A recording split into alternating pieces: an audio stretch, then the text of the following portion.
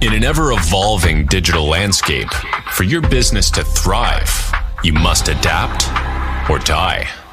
Welcome to Marketing in the Age of AI, the podcast helping you harness the power of AI and marketing tools to revitalize and grow your business.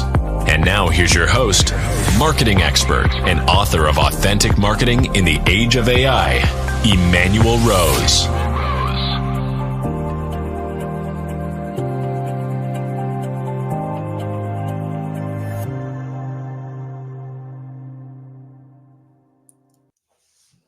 Welcome to this episode of Marketing in the Age of AI. Today, we're going to have a great conversation about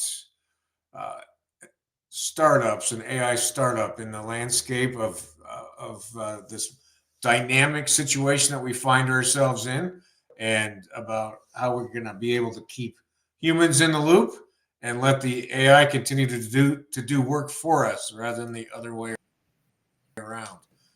And my guest today is Mans Nasman. Did I say that correctly? You did, Emanuel. Thank you. All right. And where in the world are you joining us from, Mans? I'm joining you from Malmo, Sweden. Very nice. Well, welcome to the show. And you have been involved in startups in the past. Is that correct? Yes, I hope to be okay to call me serial entrepreneur. I've done a lot of startups, mostly in the space of collaborative softwares like messengers for businesses and social media platform for students. But I kind of, some of those failed. I was trying to use software to make that happen. Software is not that flexible. You need to program it. It's kind of squarish. So now when I found AI, it's possible to do the things I want to do. I really want to help different type of people. I've been on sort of like Ronald McDonald House, helping people, kids, and I've been at Save the Kids, helping immigrant kids, refugees to adapt to Sweden. So I kind of stopped doing that work because I wanted to solve things for them with software, and that didn't work either. So now I have a solution with AI. All right. Well, I like that you're approaching things from the human-centric perspective, and describe a bit about what your vision is for this new product that you're working on. The vision is that we actually saw that we could help those kids, those people who are really distressed. And we saw from that we also can help unemployed and employed people who are stressed, working in silos as employed. We can help leaders. We can help startups, and we can do a lot with marketing. We can enable a platform for AI agents. We just drop them in an ecosystem working together and not using web pages or apps. And they can actually, by working AI to AI, enable outreach to 10,000 customers in an opt-in way, really nice, or opening up for opportunities for the customers. So the vision is to have this ecosystem enabled for all AI suppliers of agents, so that Zoom, LinkedIn, everyone can come in with their AI agents. We provide them with the ecosystem where there are some basic functions, like in Apple OS, Microsoft OS, there are like Outlook, email, basic functionality. We will have basic functionality. It will be support for activities. So when you talk to your AIs, the AI will start working 24/7. It will identify what needs to be done, what you want to have done, and what they want to have done, what you agree upon, and they will be able to move those activities till they're done, help you to accomplish your dreams. And this vision is you can actually accomplish any dream you have by talking to your AI. It can be super global, problem, one thing that you want to have fixed with the world, or you can do your startup, or you can find a job. And we will also monetize with crypto. So you can have AIs paying you for doing things. You can pay people or AIs to do things. So there's a lot of ethics stuff here. We need to have conversation, and that's where you help a lot, Emanuel, giving me the chance to talk about this. So open the door to ethics. It could be that AIs can fail doing things, and you need to have a contract with them. And AI can start a business and start making money. How do we tackle that?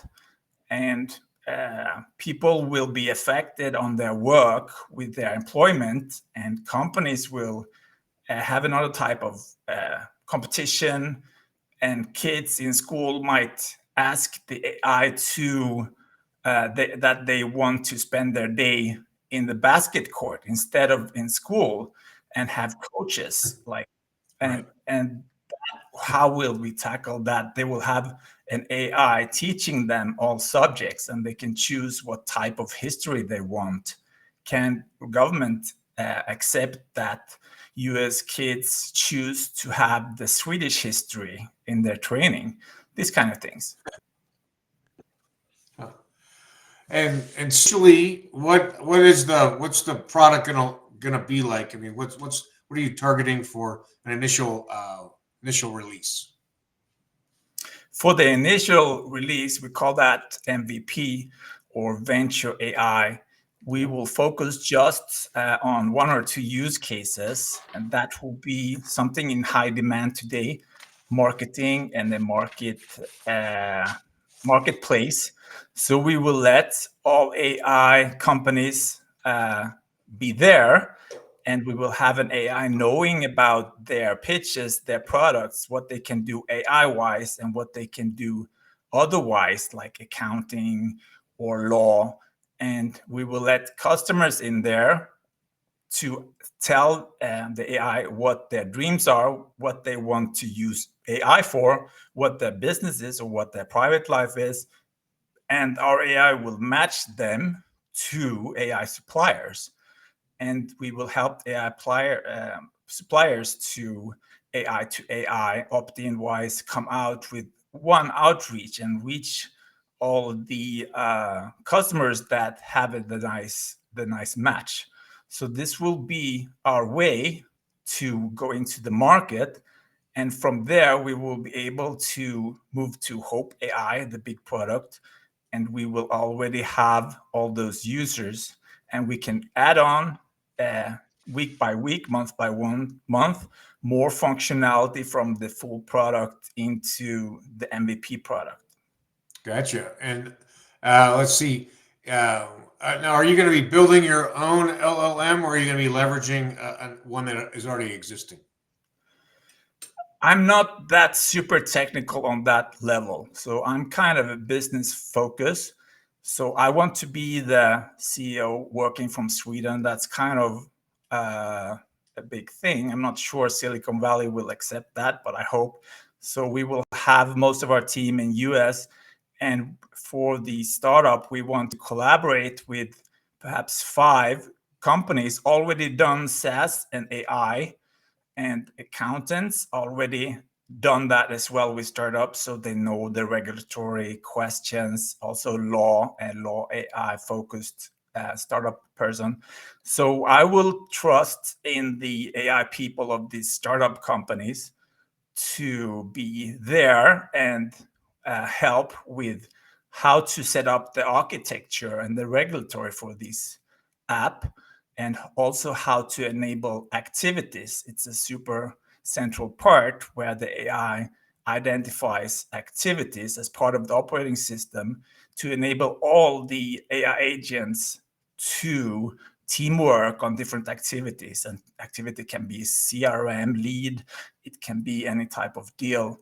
So I will perhaps we will also need to lobby OpenAI or some other AI manufacturer to add some functions to their system. So that's why we're going for the MVP first. so that we can grow a market and gradually start team working with more people. I like it.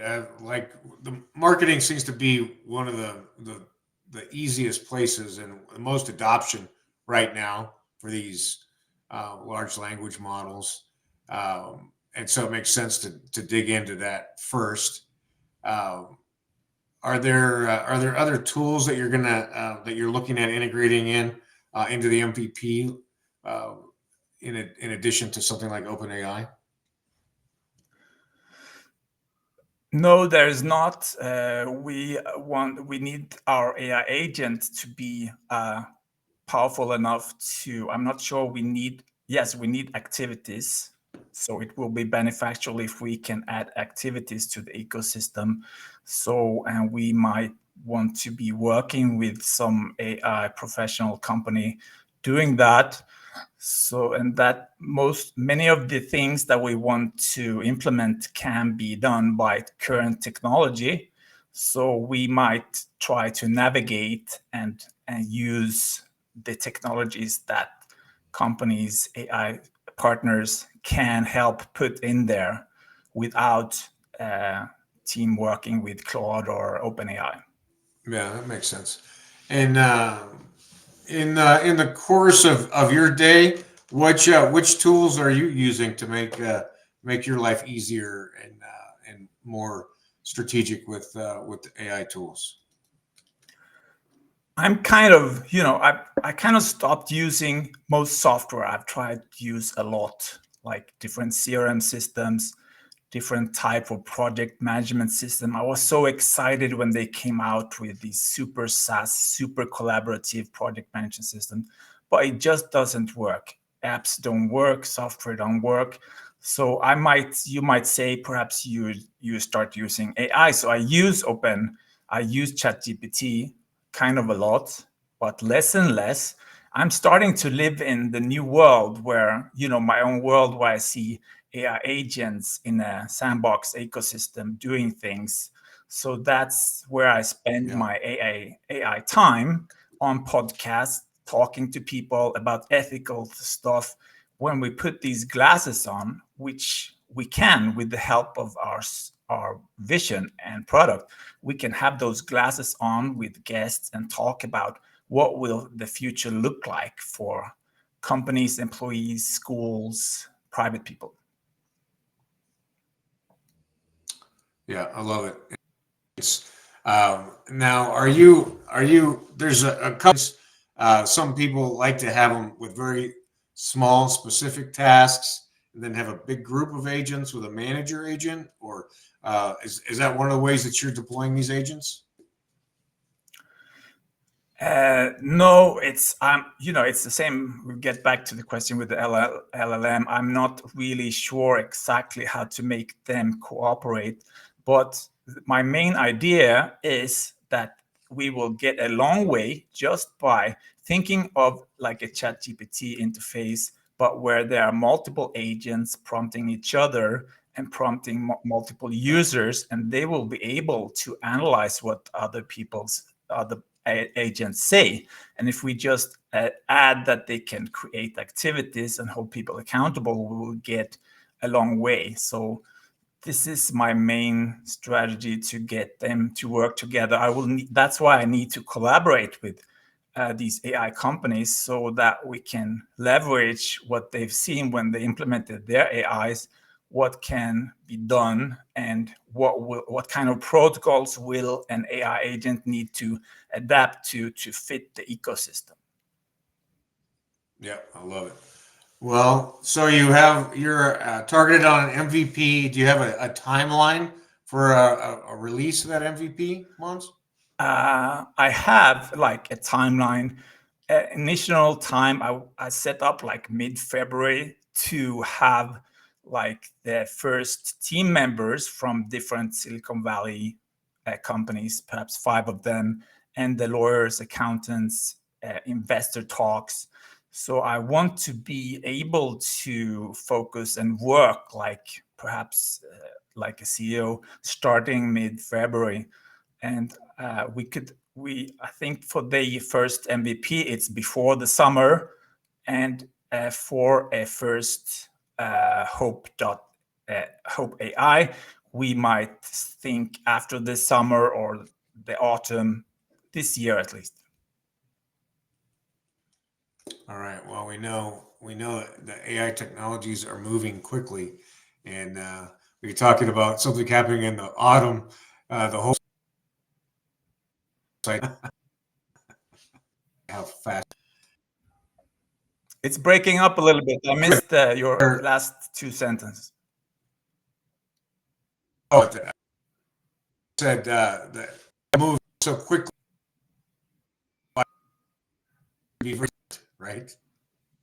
I'm hearing you say just AI moves quickly, and it certainly does. And we've heard some of the big AI people talking about multiple AI agents already last week. So it's moving quickly, and we have a lot of people interested to be entrepreneurs and startups in AIs all over the world. So yes, there's a lot of momentum, and we are really blessed to be part of that. There's so much vibe and energy going on.